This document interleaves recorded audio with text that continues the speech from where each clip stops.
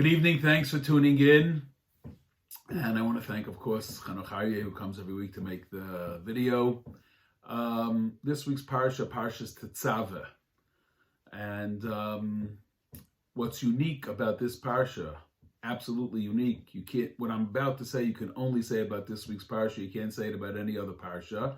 And that is that the Moshe, and from the time that Moshe Rabbeinu comes on the scene, from the beginning of Shemais, there is no parsha that Moshe Rabbeinu's name is not mentioned. This is the parsha. And it's explained to us that at the Chet HaEgel, when Moshe Rabbeinu was davening on behalf of Klal Yisrael and beseeching the Rabbeinu Shalom, so one of the statements that he made to Rabbeinu Shalom was, if you get rid of Klal Yisrael, then mecheni no mi sifrecha, then erase my name from your sefer, from the entire Torah. I don't want to be associated with it. And even though it came to be, of course, that the Rabbeinu Shalom was Meichel and did forgive Klal Yisrael and did take us back, but just because those words came out of Moshe's mouth, it was fulfilled.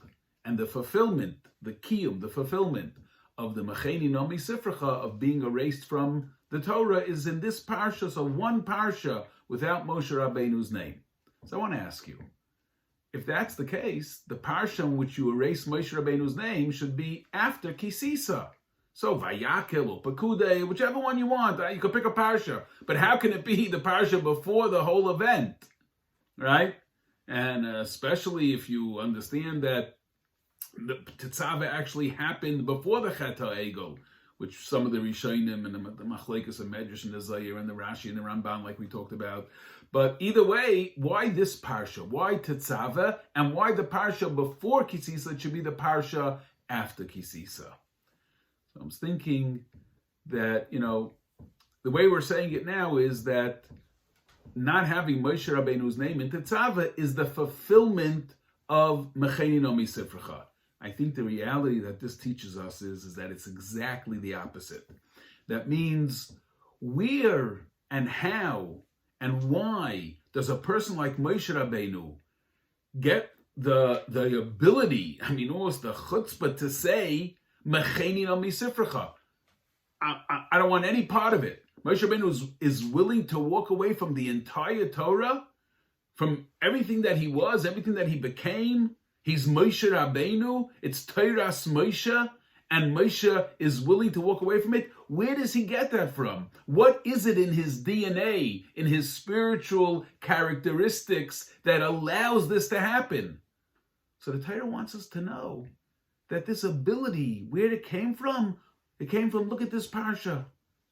The parsha, before he ever said Mecheni Nomi Sifrecha, the reason why he was able to say Mecheni Nomi Sifrecha is because he never looked at it as having to do with himself.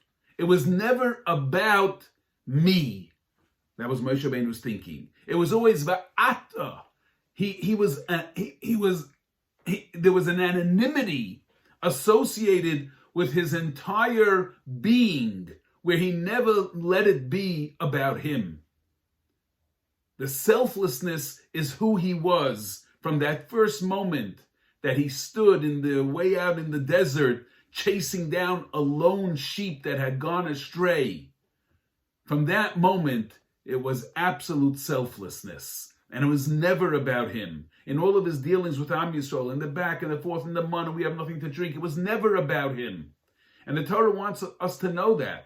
So it's not that Tetzaveh is the fulfillment of Mecheni Nomi Sifrecha, but just the opposite. Mecheni Nomi Sifrecha is an outgrowth of Tetzaveh. Tetzaveh is just a parsha where we're exposed to Moshe Rabbeinu, his anonymity, his disassociation, his not having to do with him. So the Torah purposely gives us a parsha before and says, you want to know? This is always who he was. From the beginning of time, Moshe Rabbeinu was Va'ata. It wasn't about him. And that's why when push came to shove, and he needed to stand up and say, I'm walking away from this whole thing, he was able to, because he was never the target. He was never in the center. He never believed that the world's, orbits around him and that it can't exist without him. And Ata Tetzava is the kind of the proof of that. And that's how we get to Mechein Nomi Sefracha. Good Shabbos.